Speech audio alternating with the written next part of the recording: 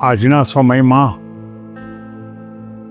બધા જ યુવાનો પોતાના જીવનના ક્ષેત્રમાં સફળ કેમ થતા નથી? કોઈએ વિચાર્યું સરખી ડિગ્રી હોય, સરખો અભ્યાસ હોય, તેમ છતાં પણ એક છે એ ખૂબ આગળ નીકળી જાય અને બીજો છે પાછળ રહી જાય. તો આની પાછળના સંશોધનની ભૂમિકા એમ કે છે કે જે સંતાન નાનપણમાં એટલે કે બાળપણમાં પોતાના માતા પિતા દ્વારા જો સફળતાના બીજ વાવ્યા હશે તો એ યુવાન ચોક્કસ આગળ નીકળી જશે. અને જે માતા પિતા પોતાના સંતાનોમાં આ પ્રકારના બીજ વાવવાનું ભૂલી ગયા હશે, અથવા તો ખબર નહીં હોય, અથવા તો આવડતું નહીં હોય, તો એવા માતા પિતાના સંતાનો ભણ્યા પછી આગળ વધી શકતા નથી. આ વાતને સમજાવવા માટે મારે એક વાર્તા લેવી છે, અને આ વાર્તાનો હેડિંગ છે કે સંતાનોમાં જો તમે સંસ્કારો અને સફળતાના બીજ વાવશો તો જ તમારું સંતાન સારા સંસ્કારો પ્રાપ્ત કરશે અથવા તો જીવનમાં સફળ થશે.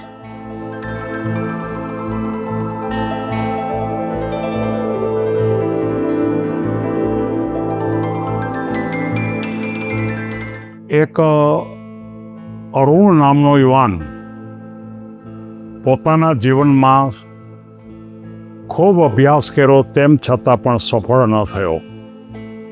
અને એક મુકેશ નામનો યુવાન પોતાની સાથે જ ભણતો હતો અને એ પોતાની રીતે ખૂબ સારી રીતે સફળ થયો. એ બંનેને એક વખત કોઈ પત્રકારે પૂછ્યું કે તમે બંને સરખી રીતે ભણ્યા, અભ્યાસ પણ સારો કર્યો, પણ અરુણ સફળ ન થયો અને મુકેશ સફળ થયો, આની પાછળનું કારણ શું? ત્યારે અરુણે એમ કીધું કે મને તો ખબર નથી પડતી. જ્યારે મુકેશ એમ કહે છે કે મારા માતા પિતાએ હું જ્યારે નાનો હતો ત્યારે મને સફળતાના બીજ વાવેલા, અને એ સફળતાના બીજ વાવવા માટે મારા પિતા જે શિક્ષક હતા એણે મને આ બીજને કેવી રીતે વાવવા એ આખી વાત મને સમજાવી હતી, અને જેને કારણે મારો વિકાસ ખૂબ થયો અને હું આગળ નીકળી ગયો. ત્યારે પત્રકાર એમ પૂછે છે કે તું તારી વાત પહેલેથી કે નાનો હતો ત્યારે એણે એમ કીધું કે હું જ્યારે ખરેખર પ્રાથમિક શાળામાં હજી ભણતો હતો, હજી લગભગ એમ માનો કે હું પહેલા બીજા ધોરણમાં ભણતો હતો, ત્યારે મારા પિતા મને રોજ એમ કહેતા કે બેટા મારે તને કેટલીક બાબતો શીખવવી છે. ઘરે મારી માતા પણ એમ કહેતા કે બેટા મારે પણ તને કેટલીક બાબત શીખવવી છે. જ્યારે એક વખત એમ જે મુકેશ હતો એના પિતા એને બગીચામાં લઈ જાય છે, એમ કહે છે, અને એને બતાવે છે, બે પ્રકારના બીજ બતાવે છે. એક બીજ બહુ સારા હતા કોઈ વનસ્પતિના, અને બીજા બીજ છે એ થોડા સળેલા હતા. એટલે મુકેશને એમ કહે છે કે તને ખબર છે આમાં કયા બીજ સારા કહેવાય? તો કહે છે કે તું બરાબર, આ બીજ આ ક્લાસ છે, એકદમ છે સારા. આ બીજ તો કે તો બહુ સારા નથી. તો કે તને ખબર જ છે ને આ બીજ સારા છે? તો કે હા. તો કે આ બંને બીજને હું અત્યારે વાવી દઉં છું. એક બાજુએ સારા બીજ વાવ્યા અને બીજા બીજે એકદમ જે નબળા હતા, સડેલા હતા, એ બીજ વાવ્યા. પછી ચોમાસાનો સમય આવ્યો, ચોમાસાના થોડાક દિવસો ગયા અને ત્યાર પછી થોડા વખત પછી એના થોડા છોડવા ઊભા થયા. મુકેશના પિતા શિક્ષક હતા. એણે તરત જ એમ કીધું કે આપણે પેલા જે વાવ્યા છે બીજ જોવા તો જઈએ. એ જોવા જાય છે અને જોવે છે કે જે બીજ સારા હતા એ એમ કહે છે કે કયા વૃક્ષો, કયા છોડ સારા લાગે છે તને? તો કે આ જે સારા બીજ હતા એ જ. તો કે આ તો કે તો બહુ સારા ન હોય ગયા.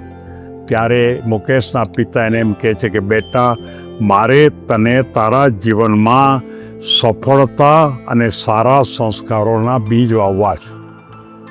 તને ખબર છે કે જો બીજ સારા હશે તો જ સારું વૃક્ષ બનશે, સારા છોડ બનશે, તારા પોતાના ગુણોનો વિકાસ થશે. અને એટલા માટે મુકેશે એમ કીધું કે મારા માતા પિતા મને રોજ સારી સારી વાતો કરતા, ઉત્તમ પ્રકારના મહાન વ્યક્તિઓની વાતો કરતા, ઉત્તમ પ્રકારની વાર્તાઓ કહેતા, અને રોજ ને રોજ મને આ વાર્તાઓ અને આ વાતને કારણે મને પોતે મારા જીવનની અંદર મારા મનમાં સંસ્કારો અને ખરેખર સફળતાના બીજ વવાઈ ચૂક્યા, અને જેને કારણે હું સફળ થયો.